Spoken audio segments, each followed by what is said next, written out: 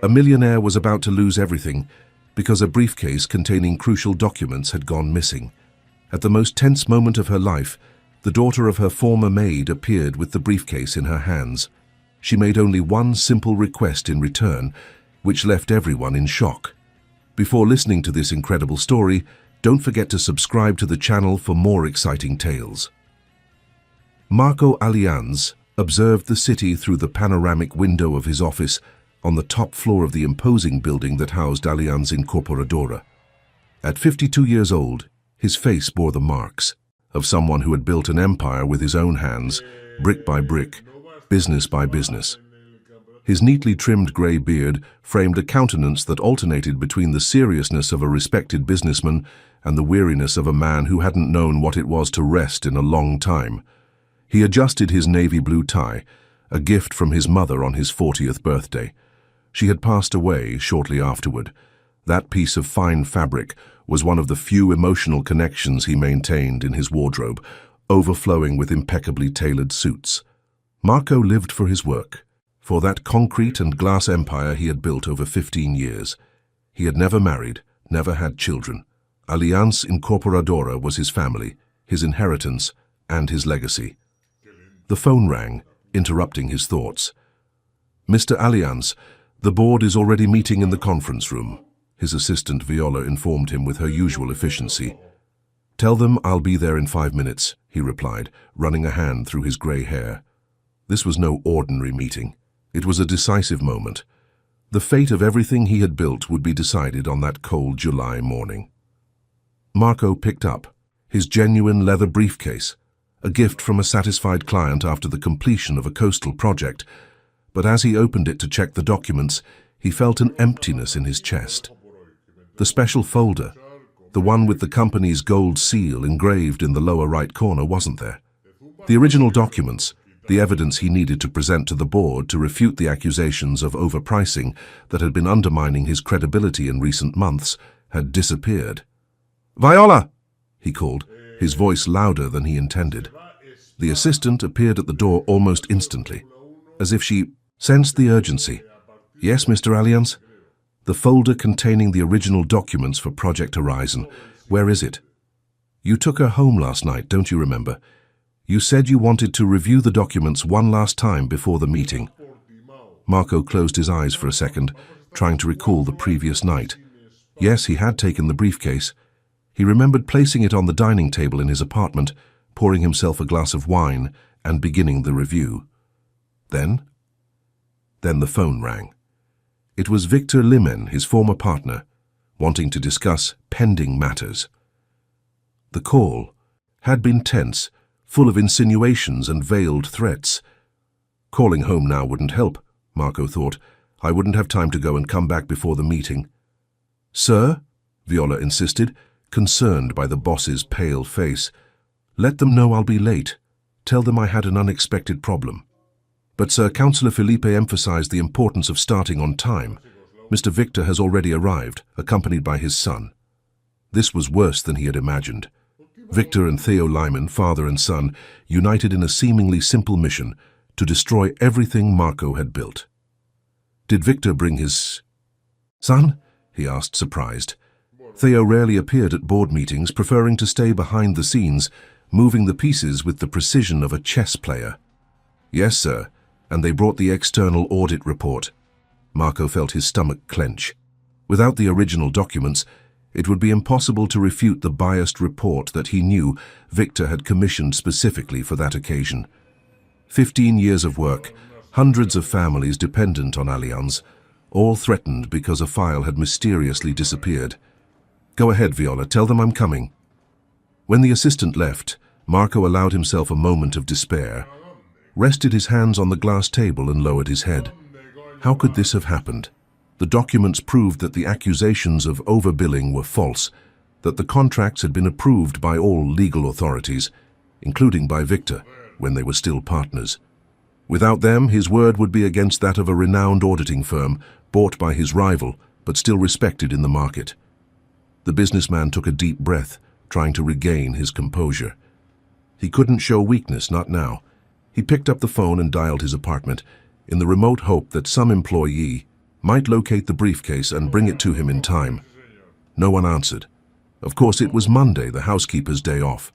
Marco straightened his jacket and walked towards the meeting room. As he passed through the building's main lobby, something unusual caught his attention. A girl who didn't appear to be older than 12 was sitting on one of the leather sofas holding a briefcase. Not just any briefcase, but one identical to the one he was looking for, with the same gold Alianza Incorporadora seal in the lower right corner. The security guard approached her with a stern expression, probably to ask her to leave. The building was no place for unaccompanied children, especially not on a day when the board was meeting. "Wait," Marco said to the security guard approaching him. The girl looked up at him, large, intelligent eyes that seemed to hold more stories than one would expect from someone so young. She wore a simple school uniform, with a worn name tag pinned to her shirt. Marco squinted to read the name on the tag and felt a shiver run down his spine. "Rose Carmin," he murmured, almost to himself. Rose had been an exemplary employee in the finance department until she was fired 3 years earlier on charges of accounting irregularities. Marco vaguely remembered the case. He hadn't been directly involved in the dismissal, as he was focused on expanding the company into the interior at the time. The process had been handled by Victor, who then headed the finance department. "Are you Rose Carmin's daughter?" he asked the girl. She nodded, pressing the folder against her chest. "My name is Helena," she replied, her voice surprisingly firm for someone so young. "And I've come to return something that belongs to you, sir." Marco looked at the folder and then back at the girl. Could it be? Was that the folder he was looking for? "Where did you get that?" he asked, trying to keep his voice calm despite the storm of questions brewing in his mind. "I found it at the back of my mother's closet among old things," Helena explained. "When I saw the logo, I recognized it. My mother worked here." "And why did you bring her now?" Helena hesitated, looking at the floor for a moment before answering. "Because my mother always said that no matter what happens, we should do what is right." There was something in the way the girl spoke, a maturity beyond her years, that touched Marco deeply. He reached out, silently asking to see the folder. "May I?" he asked. Helena handed him the folder, but didn't let go completely. "Before returning it, I need to ask for something in return," he said with the same firmness as before. Marco frowned, surprised by the audacity. "And what would that be?" "A chance," Helena replied. "A chance to study at a good school to have a better future. That's what my mother always wanted. For me." The businessman glanced at his watch. The meeting should have already started. Victor and his son would be there, savoring every minute of his lateness, preparing the ground for his downfall. "Helena," he finally said, "if these documents are what I think they are, you've just saved my company, and I never leave a debt unpaid." The girl finally let go of the folder, allowing Marco to open it. Inside were all the original documents for Project Horizon, a little crumpled, with damp marks on the edges, but legible and, most importantly, signed by everyone involved, including Victor. "How did your mother manage that?" he asked, perplexed. "I don't know," Helena replied honestly. "She never talked about working at home. I only found the folder yesterday when I was looking for old photos for a school project." Marco closed the folder, making a quick decision. "Viola!" he called, seeing that his assistant was returning to the lobby to look for him. "Mr. Allianz, the board is waiting. Mr. Victor just suggested that they start without you." "Tell them I'm coming right now," she replied. Then, turning to Helena, she added, "Could you wait here? I promise I won't be long." The girl nodded, sitting back down on the sofa. "Viola, please stay with Helena. Get her something to eat and drink. I'll take care of that as soon as the meeting is over." With the documents in hand, Marco walked with firm steps to the meeting room. As he opened the door, all eyes turned to him. Victor, seated at the head of the table that rightfully belonged to Marco, displayed a confident smile. Beside him, Theo, recently turned 30 and wearing a suit that looked like it cost more than the annual salary of many Allianz employees, observed the scene with clinical interest. "I apologize for the delay, gentlemen," said Marco, walking to his seat. "I had an unforeseen issue which, thankfully, has already been resolved." He placed the folder on the table and opened it with a calculated gesture. Victor's smile faltered for an instant, almost imperceptibly, But Marco caught that moment of surprise and knew his former partner was directly involved in the disappearance of the documents. The question was, how had they ended up with Rose Carmen? And what else could that folder reveal besides the evidence that saved his company? As he began presenting the documents to the board, Marco couldn't stop thinking about the girl waiting in the lobby. Helena, the daughter of a former employee fired under suspicious circumstances, had just changed the course of his life. And somehow, he knew that this encounter would change much more than just the outcome of that meeting. The board meeting lasted exactly 3 hours and 17 minutes. For Marco, every second was a battle fought in a minefield, where every word could mean victory or defeat. With the original documents in hand, he managed to refute, one by one, the accusations of overpricing that threatened his reputation and the survival of Allianz Incorporadora. Victor maintained his composure throughout the presentation, but the rigidity of his jaw betrayed his growing frustration. Theo, on the other hand, observed everything with calculated detachment, as if watching a game of chess between amateurs. Occasionally he made notes in a small leather notebook without showing any emotion. When Marco finally finished his presentation, the silence in the room was thick, almost palpable. It was Felipe, the company's most senior and respected advisor, who broke the tension. I believe that the documents presented by Mr. Allianz completely clarify the issues raised by the external audit report, he stated, adjusting his thin-rimmed glasses. I suggest we conclude this discussion and move on to the other items on the agenda. Victor cleared his throat, trying to regain control of the situation. The documents appear to be in order, it's true, but that doesn't explain the discrepancies found by the audit, he insisted, glancing quickly at Theo, who remained impassive. I suggest a new analysis, this time with the original documents. I believe we've already wasted enough time on this matter, interrupted another advisor, a gentleman with completely white hair who rarely spoke at meetings. Investors are uneasy about these rumors. We need to put an end to this issue once and for all. The proposal was put to a vote, and by 7 votes to 2, the 2 opposing votes predictably coming from Victor and Theo, it was decided that the accusations were unfounded and that the company would continue its normal course under Marco's leadership. Meeting adjourned, announced Felipe, lightly tapping the gavel on the table. As the advisors left the room, Marco noticed Theo approaching. The young man wore a polite smile that didn't reach his cold eyes. Impressive recovery, Mr. Allianz, he commented, in that modulated voice that always seemed to hide something. My father was right about one thing. You really are a survivor. It's not about survival, Theo, Marco replied, carefully putting the documents back in the folder. It's about the truth. The truth is always so relative, don't you think? Retorted the young man, adjusting his tie knot in a studied gesture. Today was your day. Tomorrow, who knows? Before Marco could answer, Theo had already turned away, joining his father who was waiting for him near the door. Victor cast one last, resentful glance before leaving without saying goodbye. Felipe approached Marco as soon as the Limen family left the room. You were lucky today, he said quietly. Very convenient that these documents reappeared, wasn't it? It wasn't luck, Felipe. It was justice.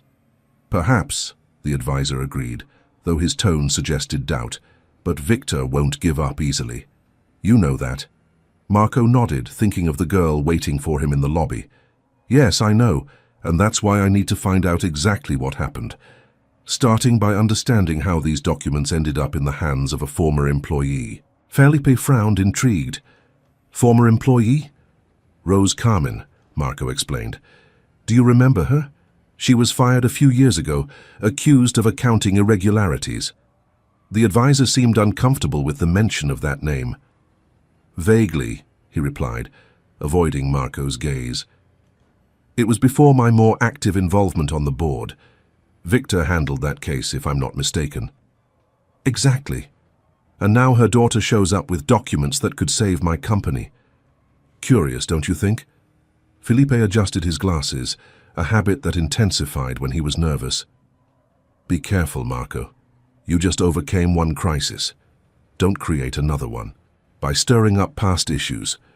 Some issues from the past have an annoying habit of reappearing in the present, whether we like it or not, Marco replied, closing the folder with a metallic click. Now, if you'll excuse me, I have a promise to keep. She left the meeting room with firm steps, her mind already planning her next moves. In the lobby, Helena was still seated on the same sofa, but now with a glass of juice in front of her and a half-eaten sandwich in her hands. Upon seeing Marco, the girl stood up, quickly wiping the corners of her mouth with a napkin. "How was it?" he asked, with a curiosity that seemed genuine. Marco allowed himself a slight smile. "Thanks to you, very well done. The documents were exactly what I needed." Helena nodded, as if she had already expected that answer. "That's good," he said simply. Then, hesitantly, "About our agreement." "A man of his word always keeps his promises," Marco replied. "But first, I'd like to better understand your situation. May I invite you to lunch? I know a restaurant nearby where we can talk more calmly."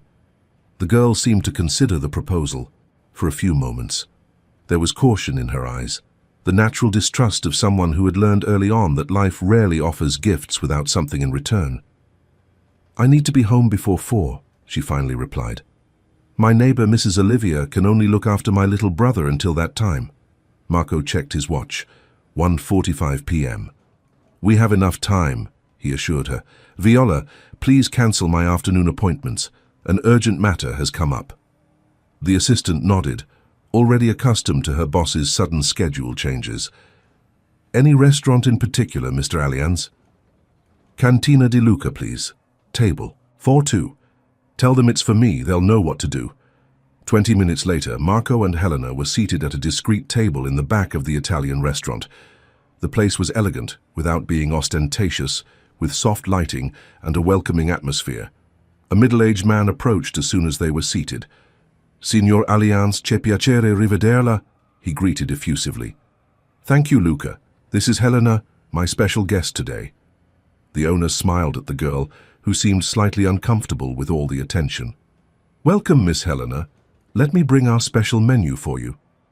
When Luca walked away, Helena looked around, absorbing every detail of her surroundings. Marco noticed that despite her simple clothes, the girl had a dignified, almost haughty posture. "Have you ever been to a restaurant like this before?" he asked kindly. Helena shook her head. "No, we usually eat at home, or at fast food restaurants when Mum was too tired to cook." The use of the past tense did not go unnoticed. "Your mother," Marco began hesitantly. "She fell ill last year," Helena explained with surprising composure for someone so young. "A blood disease. The doctor said it was very fast, that there was nothing they could do." "I'm so sorry," Marco said sincerely. Although he barely remembered Rose, the idea of a child losing their mother so young moved him deeply. "Since then, it's just been me and my brother, Aaron. He's 6 years old." "And your father?" Helena shrugged, a gesture that combined indifference and resignation. "I never met him. Mum said he traveled far away before I was born." Marco nodded, understanding the gravity of the situation. 2 children practically alone in the world. "Who will take care of you now?" "Mrs. Olivia, our neighbor, looks after Aaron while I'm at school. She's very good, but she's getting old. She can't take care of us all the time." Helena paused, as if measuring her next words. "Mum left some money, and there's government assistance, but it's not much. That's why school is so important to me. I need to graduate, get a good job, for me and for Aaron." Marco felt a lump in his throat. The determination of that child, facing responsibilities that many adults would avoid, was both moving and disturbing. What kind of world allowed a 12-year-old girl to have to carry such a burden? Luca returned with the menus, but Marco gestured to dismiss them. "Bring your best today, Luca. I trust you." While they waited for their food, Marco decided to broach the subject that wouldn't leave his mind. "Helena, you said you found the folder among your mother's things. Was there anything else with it?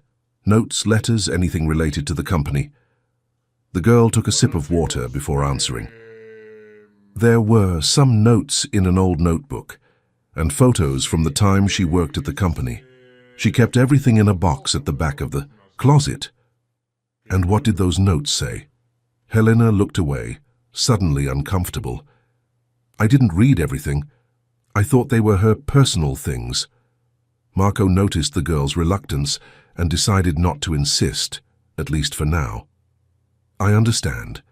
And how are you all managing? With school? Home? We'll manage, Helena replied, with that maturity that continued to surprise Marco. Mom always said we're like plants that grow in the cracks of concrete. Small, but strong. The food arrived, momentarily interrupting the conversation. Helena stared wide-eyed at the plate of handmade pasta covered in a delicate sauce and sautéed shrimp. Is this for me? She asked, almost in disbelief. Sure, Marco smiled. Try it. Luca makes the best pasta in town. He watched as the girl tasted the first bite, savoring it with evident pleasure. It's the most delicious thing I've ever eaten, he declared, with the sincerity typical of childhood. During lunch, they talked about lighter things. Helena spoke about her school, her teachers, and the subjects she liked best. She was a diligent student, especially in math and science. She dreamed of being an engineer or architect, to build beautiful and safe houses for people like us. She explained. When dessert was served, a tiramisu that made Helena's eyes sparkle even brighter, Marco finally broached the main subject. Helena, regarding our agreement, I thought a lot during the meeting and I'd like to make a proposal. The girl stared at him intently. I want to offer you and your brother much more than just a school. I want to provide a safe home, proper care, academic support, and everything else you need to grow up healthy and have all the opportunities you deserve. Helena frowned suspiciously. And what would you gain from that? Marco appreciated the frankness of the question. The satisfaction of helping someone who helped me, and perhaps the chance to better understand what happened to her mother and those documents. Helena remained silent for a few moments, considering the proposal. Do you want to adopt us? He finally asked directly. Not exactly, Marco replied honestly. At least, not immediately. The adoption process is complex, and you barely know me. What I propose is to be your legal guardian, offering financial, educational, and emotional support. Over time, we'll see how things evolve. The girl pondered her answer, displaying impressive caution for her age. And, Aaron, would we stay together? Always, Marco assured. That's non-negotiable. Could we visit Mom's grave regularly? Of course. And the school? Would it be one of those where all the children are rich and look down on anyone who is different? Marco couldn't help but smile slightly at the insight of the question. It will be a school where you will receive the best possible education, but yes, there will probably be many children from wealthy families. However, I'm sure you'll know how to handle that. You seem like the type of person who isn't easily intimidated. Helena allowed herself, a small smile the first since they had met. Mom used to say the same thing. She seemed to be a very wise woman. The girl nodded, swallowing hard, as if fighting back a wave of emotion. Can I consider your proposal? And talk to Aaron? Of course, Marco replied, respecting the mature way Helena was handling the situation. But I'd like to meet your brother and see where you live. Could you take me to your house today? Helena hesitated, but eventually agreed. That's fine. Ms. Olivia will be there and Aaron will probably enjoy meeting you. He's more confident than I am with new people. After lunch, Marco asked his driver to take them to the address Helena had given them. They left the city's business center and headed for a neighborhood in the northern part of the city, where increasingly modest buildings were replacing the glass and steel skyscrapers. The contrast between Marco's world and Helena's became more evident with each block they passed. Finally, they arrived at a simple housing complex with 4-story apartment blocks painted in a faded shade of yellow. It's here, said Helena, when the car stopped in front of Block C. Marco got out of the vehicle, trying not to show surprise at the simplicity of the place. He followed Helena to the 3rd floor, where she unlocked the door to apartment 32 with a key she had hanging around her neck, hidden under her uniform. We've arrived, he announced, entering the small apartment. A grey-haired lady rose from a worn armchair, while a bright-eyed, dark-haired boy, interrupted his game with colorful blocks to observe the visitor. "Helena, and who is this gentleman?" asked the lady with visible concern. "Mrs. Olivia, this is Mr. Marco Alliance. He owns the company where Mom used to work." "Nice to meet you, ma'am," Marco greeted, extending his hand. Donna Olivia hesitated before accepting it, looking at it with a mixture of curiosity and distrust. "The pleasure is mine," he finally replied. "But what brings you here, if I may ask?" Before Marco could answer, little Aaron approached, watching him with curious eyes. "Do you have a big car down there?" he asked bluntly. "Aaron!" Helena scolded, embarrassed. "Yes, I do," Marco replied, bending down to be at the boy's level. "And perhaps if your sister allows, we can take it for a ride sometime."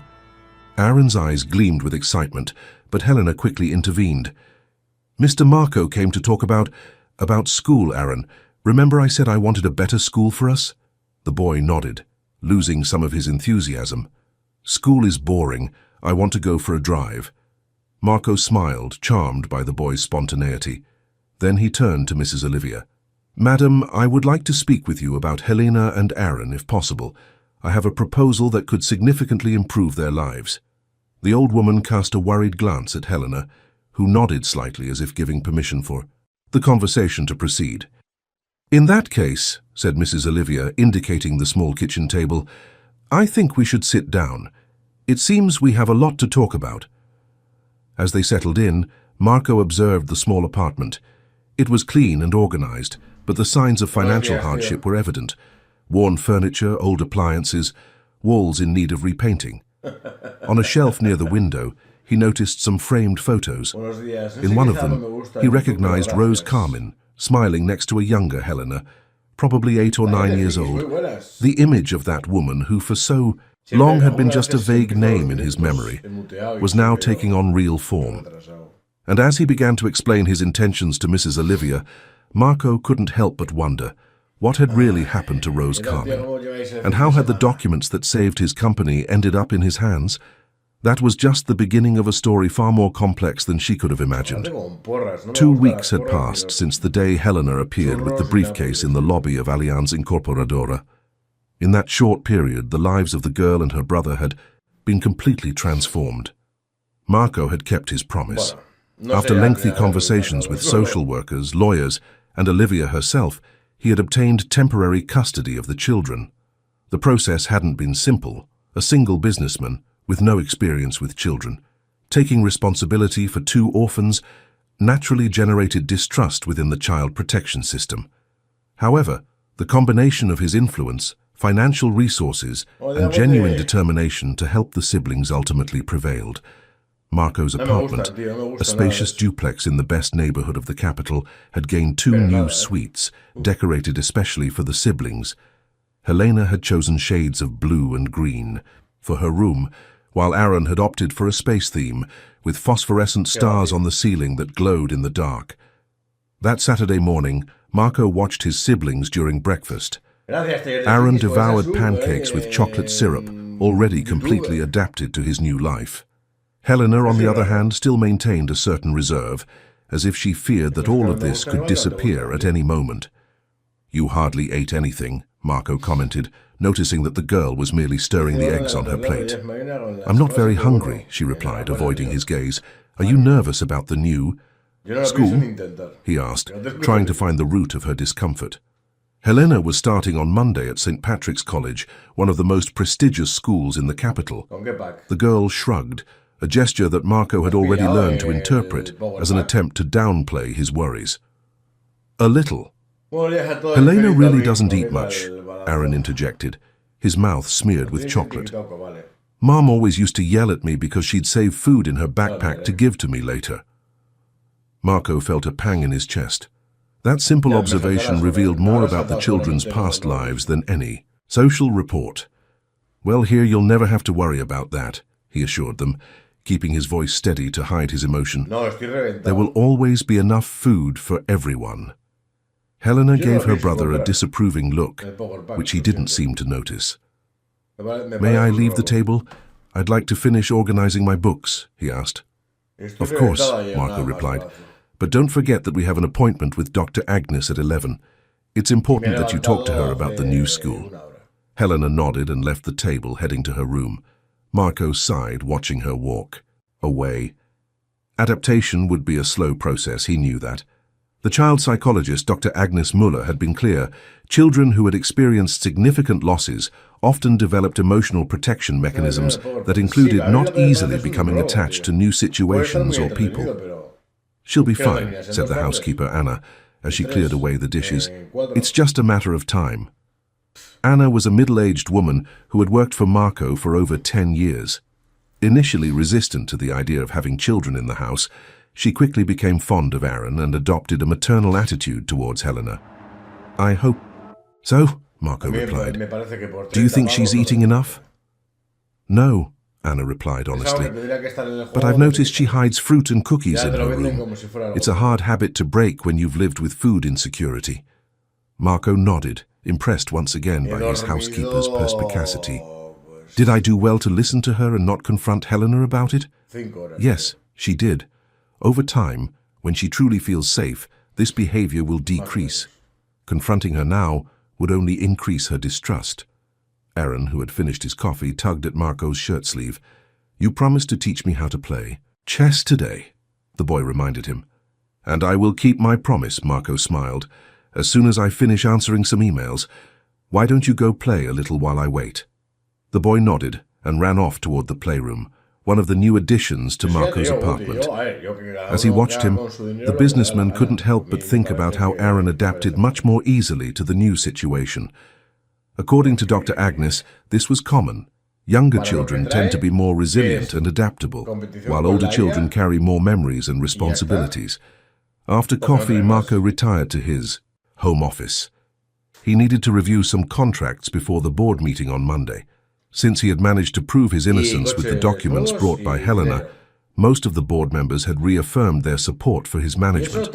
However, Victor and Theo continued to pull strings behind the scenes, looking for ways to undermine him. He was engrossed in reading a report when he heard a light knock on the door. "Come in," he said, without looking up from the document. Helena appeared in the doorway, hesitant. "May I speak with you for a minute?" he asked, with that formality that persisted despite Marco's attempts to create a more relaxed atmosphere. "Of course," he replied, closing the folder of documents. "And you can call me Marco. We've already talked about this." The girl went inside, but remained near the door as if prepared for a quick retreat if necessary. I wanted to know if I could take some of my mom's things to my room. The photos, mainly." Marco smiled, trying to hide the sadness he felt upon realizing how much the girl still feared having her wishes denied. "Helena, this is your home. Now, of course, you can bring your mother's things. In fact, we could collect anything you want to keep. Photos, mementos, anything that's important to you." The girl's eyes lit up briefly. "Serious?" "Absolutely. We can go there today after the appointment with Dr. Agnes." Helena allowed herself a small smile, but quickly returned to her serious expression. "There's one more thing," he said, playing with the hem of his shirt. I lied to you, sir." Marco frowned, surprised by the sudden confession. "About what?" "About not having read Mom's notes." Helena took a deep breath before continuing. "I read them. All of them." The businessman felt a chill run down his spine. This could be the missing link to understanding what had really happened to Rose and the documents. "And what did those notes say?" he asked, keeping his voice neutral, trying not to show how potentially valuable that information was. Mom wrote about her work at the company, about numbers that didn't add up, about a man who pressured her to sign documents she found strange. Did this man have a name? Helena hesitated. Sometimes she called him V, other times she wrote the partner. Victor, it had to be him. Marco felt a wave of anger rising in his chest, but he controlled himself so as not to frighten the girl. "I understand. And what else did she write?" "She was afraid.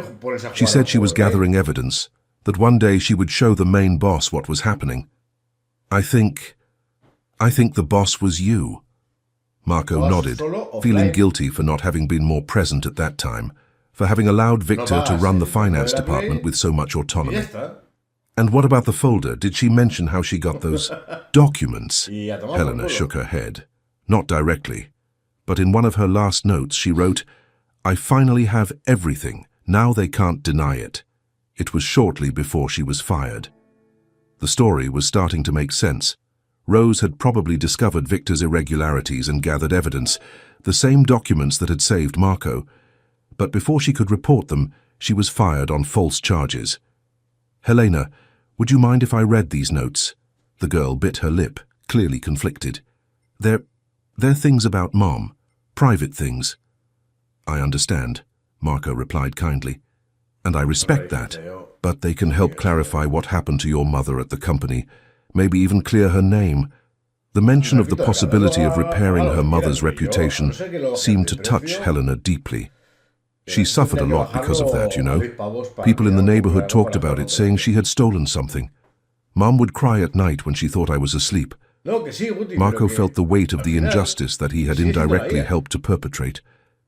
"I'm so sorry about that, Helena, truly, and I want to do everything in my power to rectify this situation." The girl studied Marco's face as if assessing his sincerity. "I can show you her notebooks when we go to pick up our things," she finally decided. "Thank you. It means a lot." After Helena left, Marco remained motionless in his chair, absorbing the new information. The story was more complex and sinister than he had initially imagined.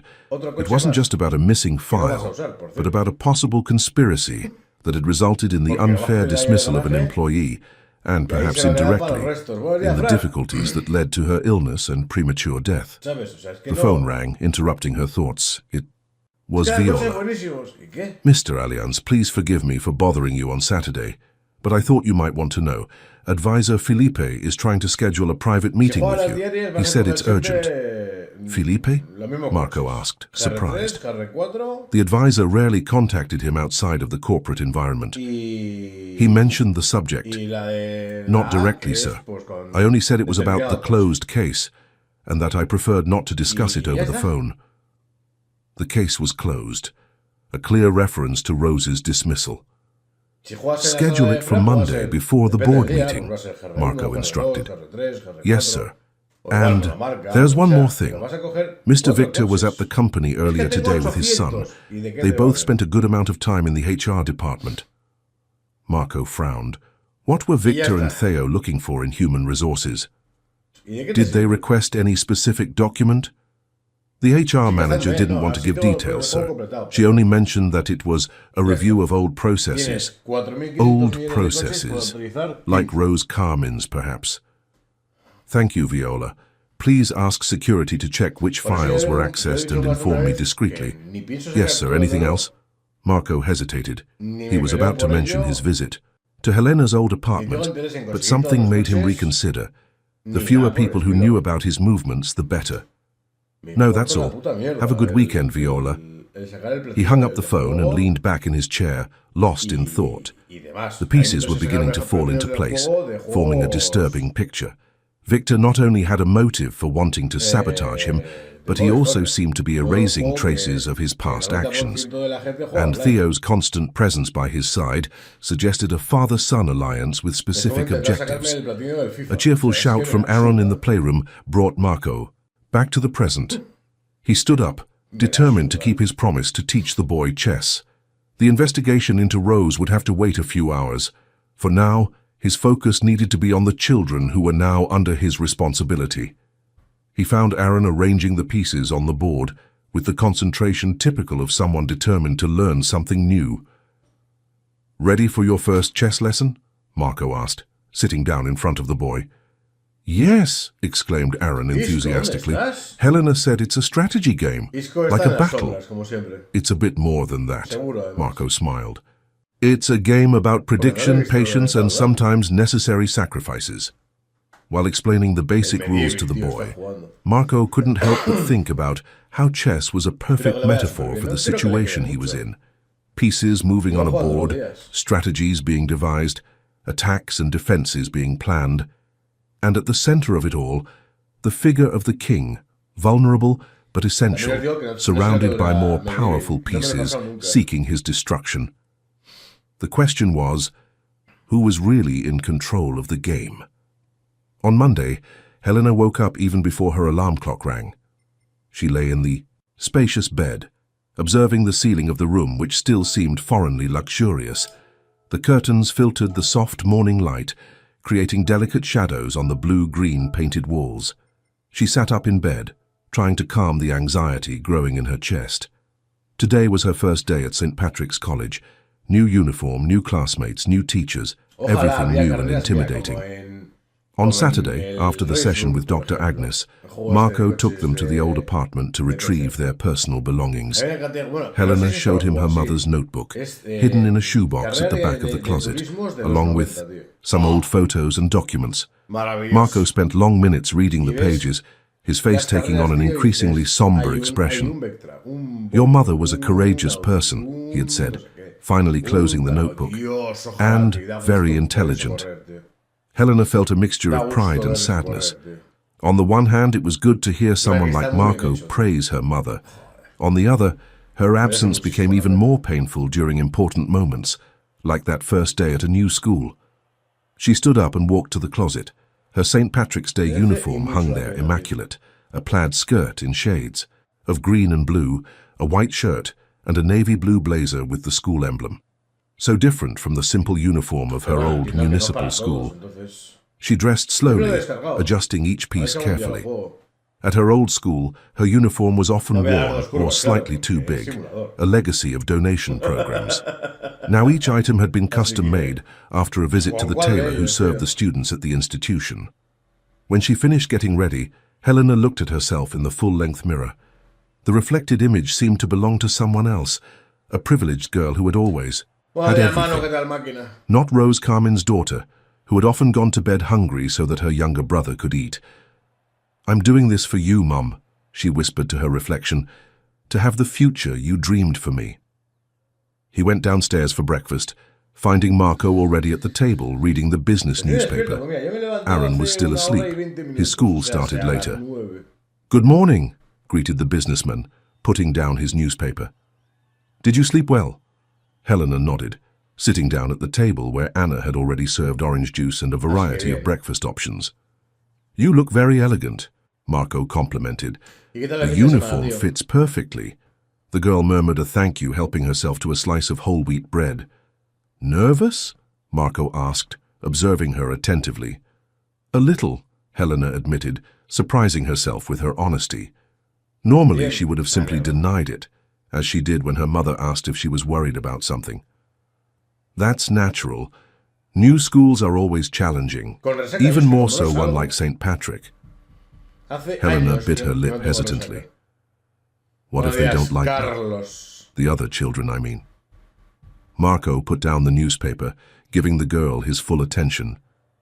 "Helena, you are intelligent, educated, and possess an inner strength that few adults have. Anyone who doesn't like you will be missing out on the opportunity to meet someone extraordinary." The words sounded sincere, almost surprising Helena.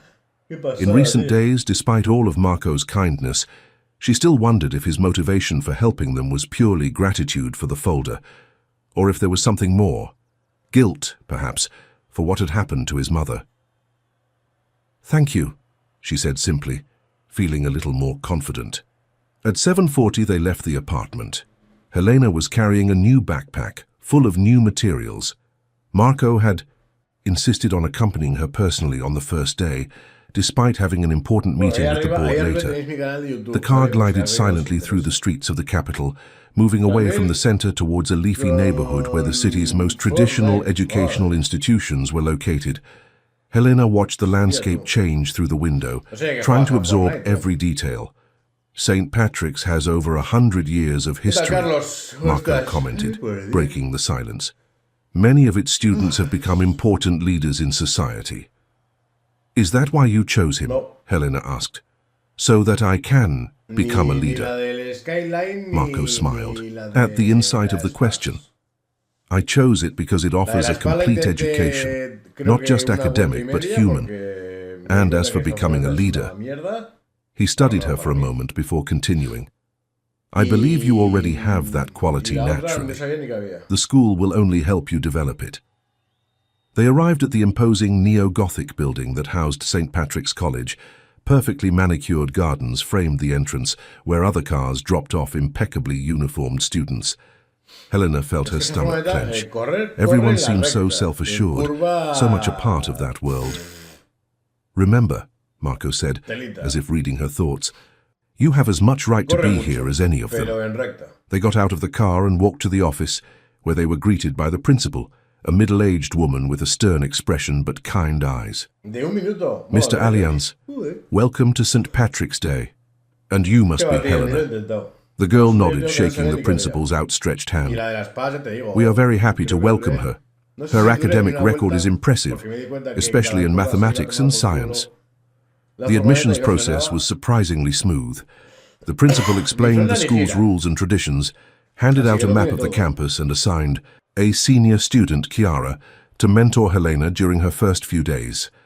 Chiara was a tall, slender teenager with almond-shaped eyes and a friendly expression. She greeted Helena with a genuine smile. "Welcome to St. Patrick's Day. I'll show you everything, including the shortcuts the teachers don't know about," he confided with a wink. When the time came for Marco to say goodbye, Helena felt a sudden urge to cling to him, to beg him not to leave her in that strange environment. But she restrained herself, maintaining the dignified posture that her mother had always praised. "Good luck," said Marco, surprising her with a brief hug. "I'll be here at 3 to pick you up." "Thank you," Helena replied, amazed at her own emotional control. As she watched Marco walk away, she felt Chiara lightly touch her arm. "Shall we go? The first bell is about to ring and we have to cross the central courtyard to get to your classroom." Helena nodded, following her new classmate. As they walked through the historic hallways of the school, with its stained glass windows and portraits of former headmasters, she couldn't help but think about how drastically her life had changed in just 2 weeks. "Is your father Marco Allianz from Allianz Incorporadora?" Chiara asked curiously. "He's my guardian," Helena corrected automatically. "My parents, they're no longer here." Chiara seemed embarrassed.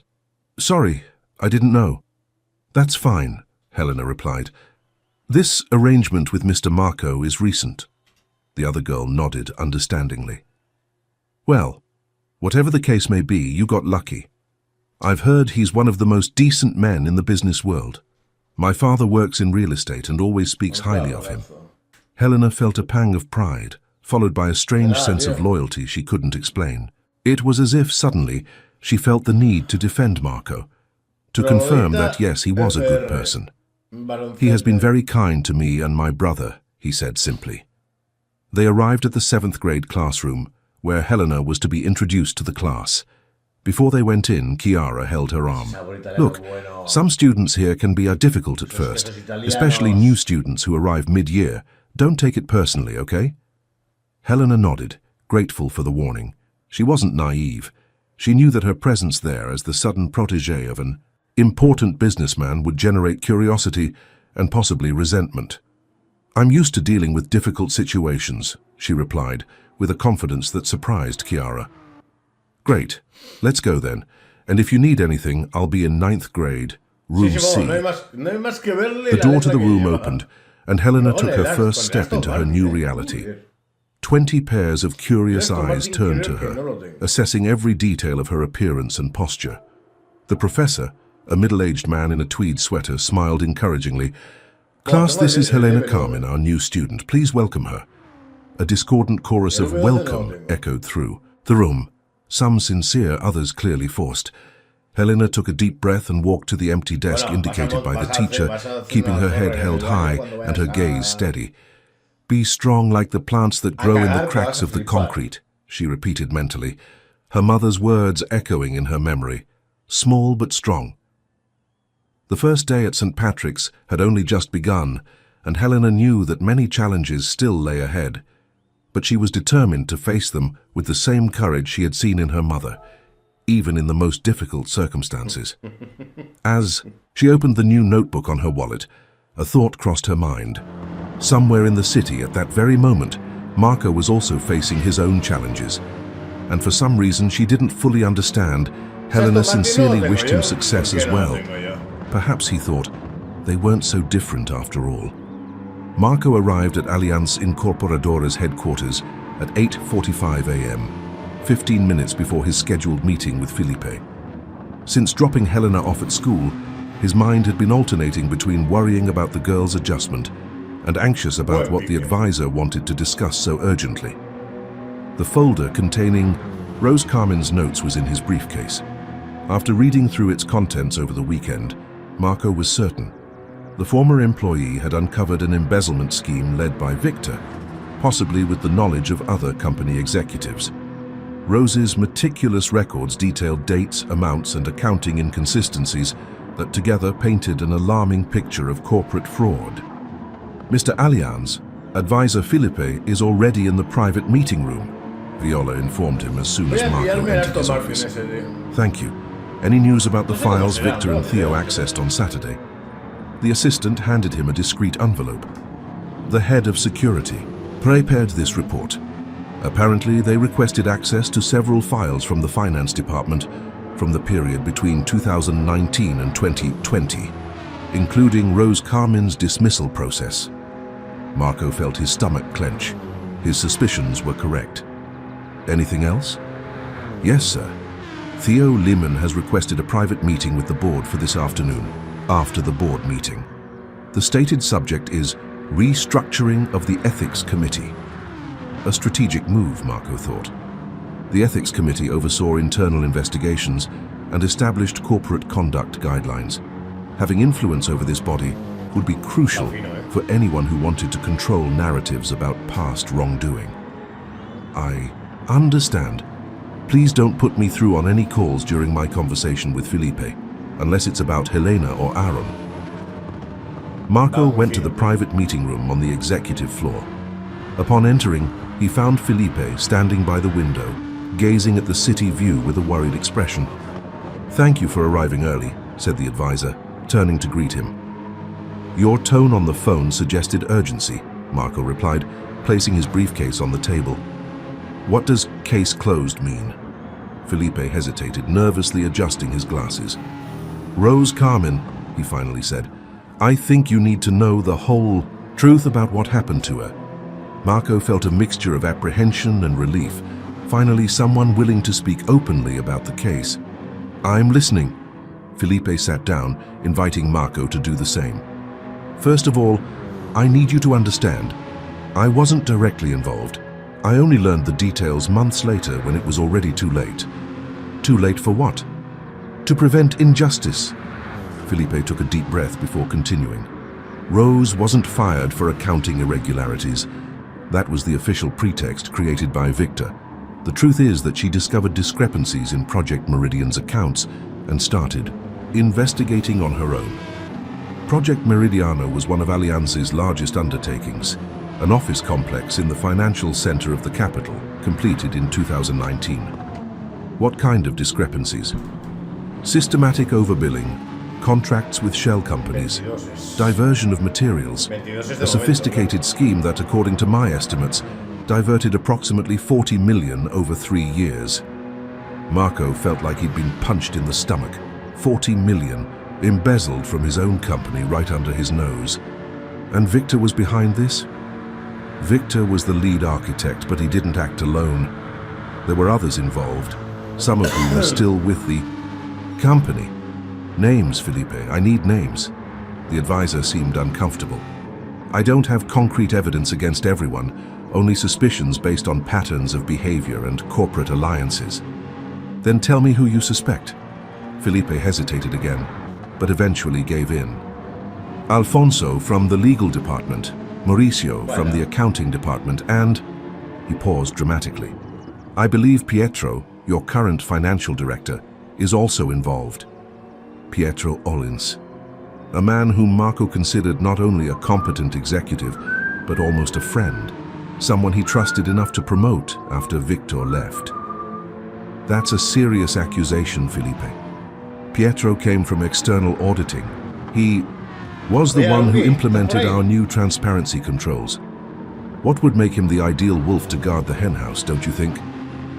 Felipe leaned forward. Think about it, Marco. Who better to hide irregularities than someone who has a deep understanding of auditing mechanisms? The theory made sense, however painful it was. Marco tried to remain calm, processing the implications of those revelations. Going back to Rose Carmen, what exactly did she discover? Documents that proved the existence of the scheme, the same ones that I believe were in the folder her daughter gave her. Marco nodded, opening his briefcase and taking out Rose's notebook. She meticulously documented everything: dates, values, code names. A complete private investigation. Felipe examined the notebook with a somber expression. This confirms what I suspected. Rose was preparing a dossier to present to you, but before she could do so, Victor found out and orchestrated her dismissal. How did he manage to silence her so effectively? Why didn't she come directly to me after being fired? A shadow seemed to cross Philip's face. That's the most complicated part of the story. He hesitated, as if measuring his words. Victor used other types of pressure, besides the dismissal: veiled threats, defamation in professional circles, and...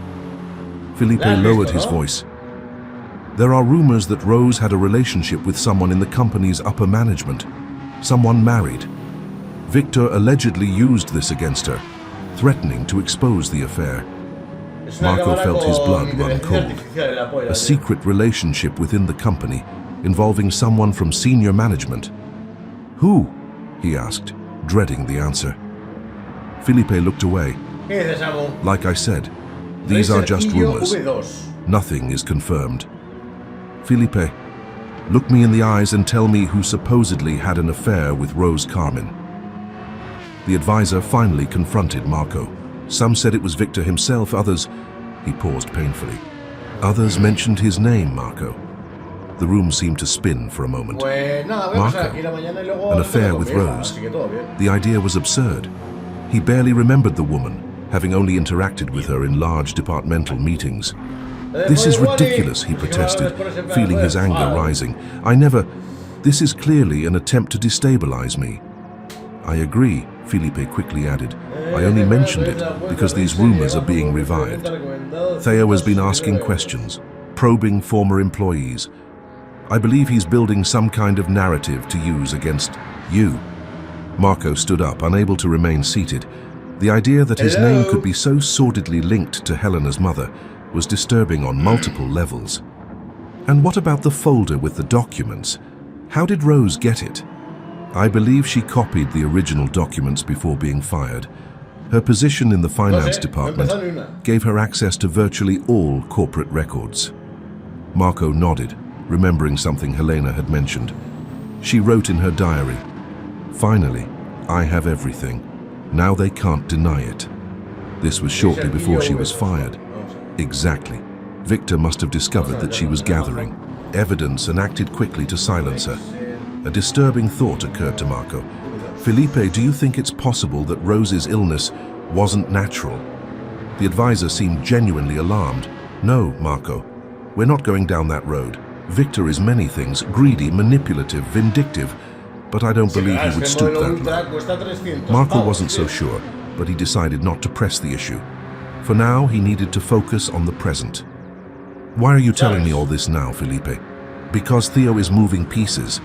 This afternoon's meeting with the ethics committee is just the beginning.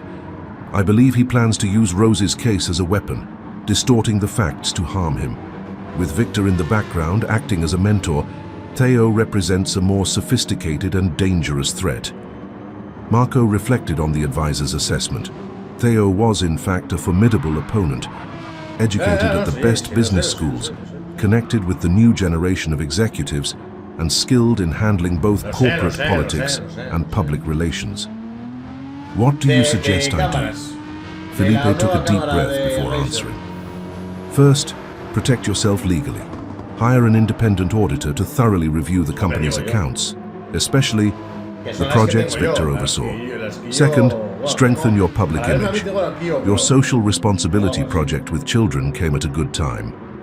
Third, he paused meaningfully. Consider a diplomatic approach with Theo. Approaching me? Marco repeated, incredulous. The man clearly wants to destroy me. Perhaps. Or perhaps he's simply following in his father's footsteps out of filial loyalty. Theo is young, ambitious, and above all, pragmatic. If you offer him an alternative that benefits his career without the need for confrontation, he might consider it. Marco considered the suggestion. It was an interesting, albeit risky, approach. I'll think about it, he promised, glancing at his watch. Now we need to prepare for the board meeting. When Felipe left, Marco remained in the room, absorbing everything he had heard. The revelations about Victor and the possible involvement of Pietro and other executives didn't completely surprise him. He had always suspected that his former partner hadn't acted alone. But the rumors about Rose were disturbing. If Theo really intended to use this against him, he would need to be prepared. Her phone vibrated. It was a message from Anna. Helena called from school. Everything is fine, but she asked to speak with you when she can. A wave of worry washed over Marco. Helena wasn't the type to ask for help easily. If she was calling, something significant must have happened. He quickly dialed the girl's cell phone, one of the first gifts he had given her. Helena, is everything all right? Yes, she replied, her voice low, probably speaking from some discreet location in the school. I just wanted to know if you're really going to pick me up at 3. Marco felt an unexpected tenderness. Beneath the seemingly simple question, he perceived the girl's insecurity in her new environment. Of course I'll go, I'll be there on time. Okay, thank you. There was a pause before she added, the classes are good. Difficult, but good. I'm glad to hear that. Are you able to keep up with the content? Yes. Only the French class is completely new to me. I'm fine in the others. Don't worry about French, we can hire a private tutor if you need one. Another pause, as if Helena were processing the idea that academic difficulties could be resolved with resources, something probably unprecedented in her experience. Thank you, I need to hang up now. The break is almost over. Helena, Marco called before she hung up, I'm proud of you. A brief silence then. Thank you. That means a lot. The call ended, leaving Marco with a strange feeling in his chest. Pride, worry, and a growing affection for that girl who in such a short time had become a significant presence in his life. He turned his attention to the documents on the table. The board meeting would begin in 20 minutes, followed by the meeting Theo had proposed. Marco needed to be prepared for both, especially considering the new information Felipe had shared. He put Rose's notebook in his briefcase and headed to his office for the final preparations. On the way, he passed Pietro's office, observing him through the half-open door. The finance director was engrossed in his computer, his expression concentrated. Could it be that this man, whom Marco had promoted and trusted, was involved in a scheme to embezzle funds? The doubt was painful but necessary. Marco wouldn't make the mistake of trusting blindly again. The board meeting proceeded with surprising tranquility. Victor remained unusually silent for most of the discussions, intervening only on technical matters related to the new projects. Theo, on the other hand, participated actively, demonstrating a deep understanding of the topics discussed and proposing ideas that, Marco had to admit, were intelligent and innovative. When the formal agenda concluded, Theo raised the issue of restructuring the ethics committee.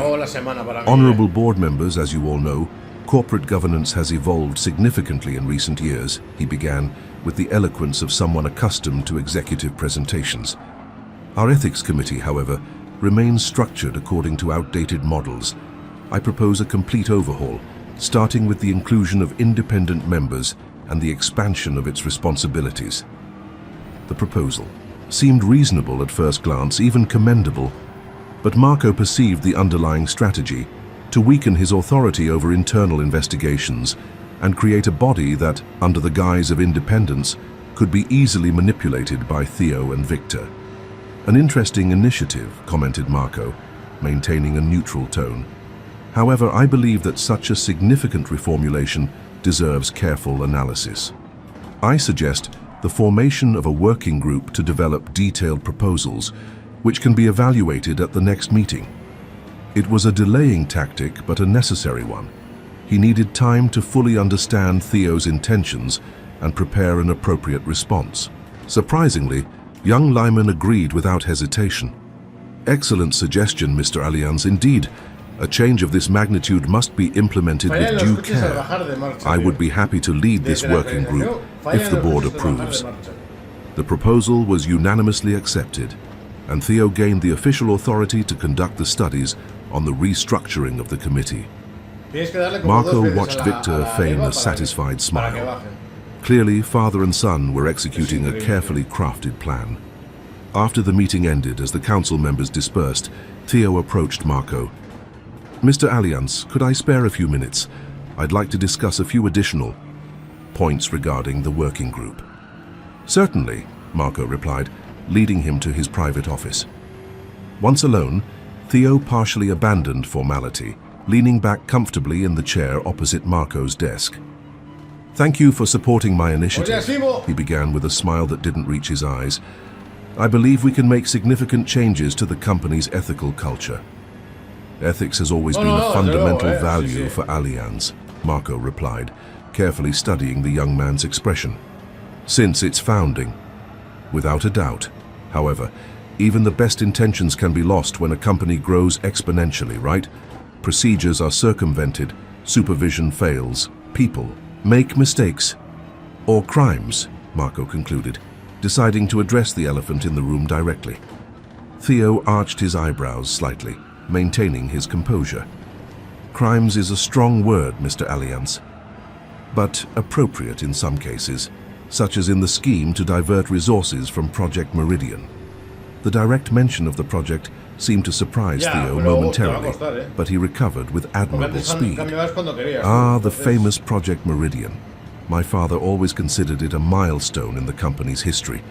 It's interesting that you mention it right now. Interesting why? Theo smiled enigmatically. Because I've heard rumors about irregularities in the management of this project. Nothing confirmed, obviously, just hallway gossip.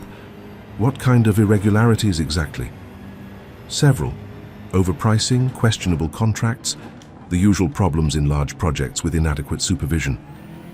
Marco maintained a neutral expression, despite his growing anger. And who would be responsible for these alleged irregularities?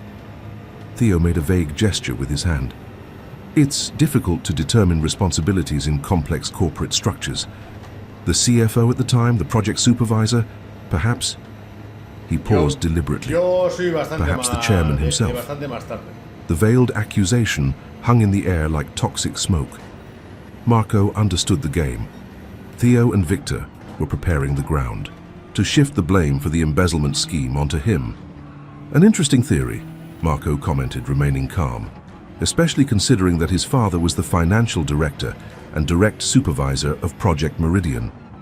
A slight blush tinged Theo's cheeks, the first sign of genuine emotion. My father was always impeccably ethical in his professional conduct, she defended, her voice slightly more tense. If irregularities occurred under his supervision, it was because others abused his trust. Like Rose Carmin, Marco teased, watching the young man's reaction intently. The mention of the former employee's name had the desired effect. Theo straightened up in his chair, his body suddenly tense. Rose Carmin was dismissed for cause. There is substantial documentation proving her infractions. Fabricated documentation, Marco corrected. Just like the rumors about his alleged relationship with members of the board. Theo studied Marco for a few moments before answering. Interesting that you mention those rumors. They did indeed exist, although I personally find that kind of speculation distasteful. He paused deliberately. Especially now that you've taken custody of her daughter. By the way, how is little Helena doing? The casual mention of Helena's name, clearly calculated to unsettle him, filled Marco with icy fury. Helena is doing great, thank you for asking. She's adapting well to her new school and her new life. St. Patrick's, isn't it? An excellent institution. I studied there before going to Europe. Theo leaned forward slightly. You know, Mr. Allianz, I find your dedication to this child admirable, truly touching. The condescending tone made Marco clench his fists under the table. It's not dedication, Theo. It's responsibility, something that some people in this company seem to have forgotten. Responsibility, the young man repeated as if savoring the word. An interesting concept, especially when we consider the chain of events that led to that girl being under your care. What exactly are you implying? Theo opened his hands in a gesture of feigned innocence. Nothing specific, just observing how fate works in mysterious ways. A controversial former employee falls ill and dies. Her daughter shows up with life-saving documents just when you needed them most. Fascinating coincidences, don't you think? Marco resisted the urge to stand up and end that disturbing conversation. Instead, he kept his voice controlled as he replied, I believe that many coincidences in life have rational explanations when properly investigated. Like the sudden disappearance of important corporate documents, for example. It was Theo's turn to briefly appear uncomfortable. Well, this brings us back to the importance of a robust and independent ethics committee, doesn't it? To properly investigate coincidences. Exactly. And speaking of proper investigations, I've commissioned a full external audit of all projects from the last 5 years. The auditors start tomorrow. The information clearly caught Theo by surprise. A full audit? That's significant. Was the board informed? This will be announced at the next meeting. As president, I have the authority to request audits at any time, especially when there are suspicions of irregularities. Theo quickly regained his composure. Naturally, transparency should always be a priority. He stood up, adjusting his impeccable suit jacket. Well, I won't take up any more of your time, Mr. Allianz.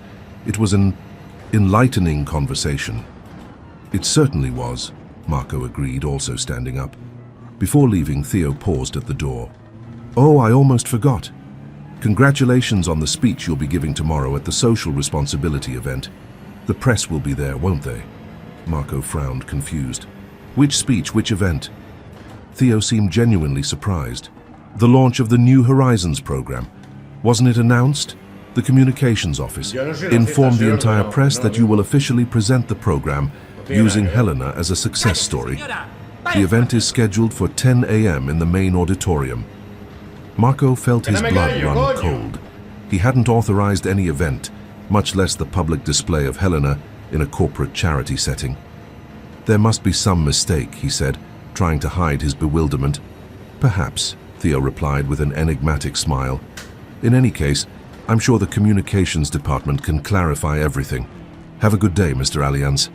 When Theo left, Marco immediately called Viola on the intercom. Please find out everything about a supposed launch event for the New Horizons program scheduled for tomorrow. I want to know who authorized it, who organized it, and most importantly, who included Helena in the program. While waiting for the information, Marco looked at his watch, 2:45 p.m. He would need to leave soon to pick Helena up from school. The conversation with Theo had made it clear that the battle for control of Allianz was only beginning, and now it involved not only his professional reputation, but also the personal life he was beginning to build with the children. The phone rang. It was Pietro, his finance director, the same one Felipe had pointed out as a possible accomplice of Victor.